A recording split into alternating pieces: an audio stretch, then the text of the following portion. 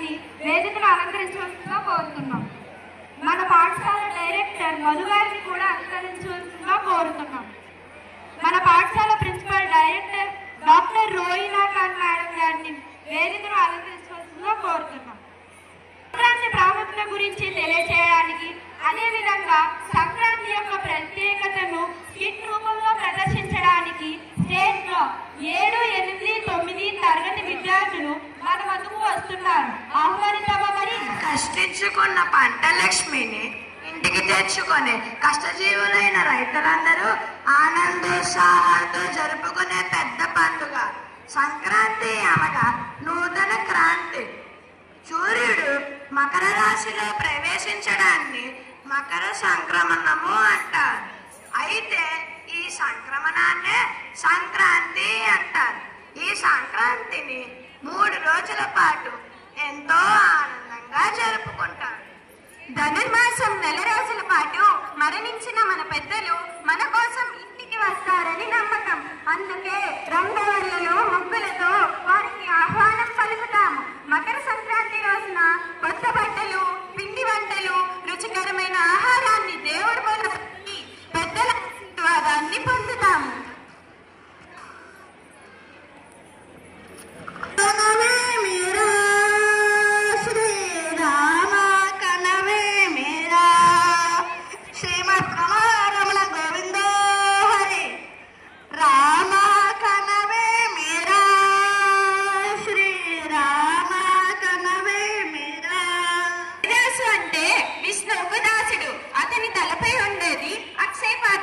దీనిని భూమాతగా భావిస్తారు. అక్షయ పాత్ర తల మీద ఉన్నంతసేపు హరిదాసులు ఎవరితోనూ మాట్లాడు.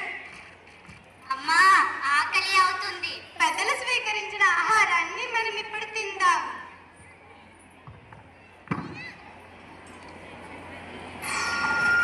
అక్కో ఓమక్క ముందుకు రా బాబు.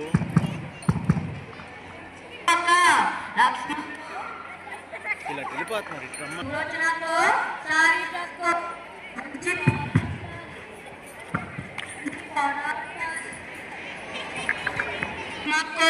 పద్మకు, సులోచనకు, సాగిటకు మంచి వస్తారు, మంచి అల్లుడొస్తారు, కలిగినోరు అవుతారు, 3 అంతస్తులు మేడకడతారు. స్వామి ఊరికి వెళ్ళిపోతున్నాం. నీకు 116 కట్నం ఇవ్వాలి. చిన్న గొర్ర, పెద్ద గొర్ర, నా చేతి గొర్ర, నీ చేతి గొర్ర. ఆ గొర్ర స్వామి కృష్ణయ్య చల్లగా చూడాలి.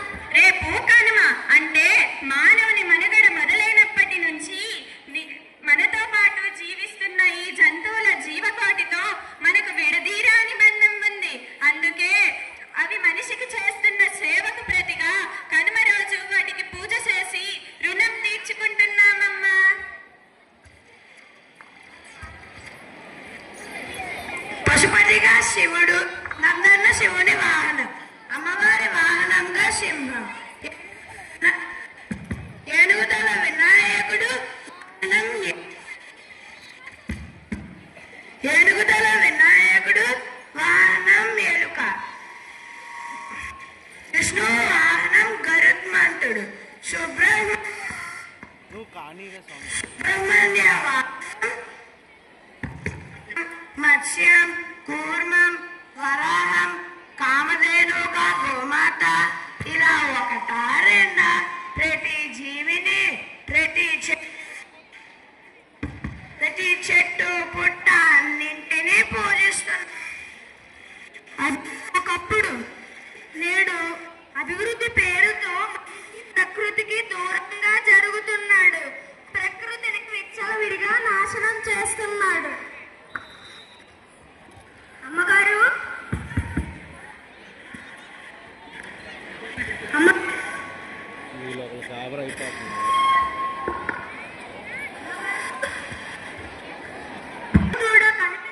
అమ్మగారు ఒరే చూడరా, అలా తోట పొలం, అల్లపల్లి పొలం, కోమటి చెరువు, పెద్ద చెరువు అంతా వెతికాను, కనిపించలేదు అమ్మగారు. దేవుడా, నా గోవు ఎక్కడున్నా నాకు కనిపించేటట్టు చేయి. ఒరే చిన్న, నీకు చిన్నప్పుడు పాలు చాలకపోతే ఆ పాలతోనే పెరిగావురా. ఒక్క పాలే కాదు, వెన్న, నెయ్యి, మజ్జిగ, పొలానికి ఎరువుగా పేడ, వంట కోసం పేడ పెడకలు. ఆ గోమాత గోమాలక్ష్మి. సోది చెబుతానమ్మ సోది, ఉన్నది ఉన్నట్టు చెబుతాను, లేనిది లేనట్టు చెబుతాను. సోదమ్మా, గొడలి చావిడిలో ఉన్న ఆవు దూడ రాత్రికి రాత్రే మాయమైపోయాయి. అవి ఎక్కడున్నాయో కాస్త చెప్పమ్మా. సోది చెబుతానమ్మ సోది, బెజవాడ కనకదుర్గ పలుకు, సింహాద్రి అప్పన్న పలుకు, కంచి కామాక్షి పలుకు, మధుర మీనాక్షి పలుకు. ఆమె ఆవు దూడ ఊరు దాటిపోయినాయ తల్లి, కోళ్లను గొడ్లను మాయం చేసి కటికోళ్ళ కమ్ముతారే తల్లి. ఆరు సామాన్యమైన దొంగలు కారే తల్లి, కాస్త తొందరగా మేలుకోవే తల్లి. సోది చెబుతానమ్మ సోది, ఉన్నది ఉన్నట్టు చెబుతాను. ఒకప్పుడు వీళ్ళని పార్వతీదేవిగా భావించేవారు. వీళ్ళు ఏది చెబితే అది జరుగుతుంది. అమ్మగారు అమ్మగారు, మన ఆవు దూడ దొరికాయి అమ్మగారు. అవునా, మంచి జరిగింది.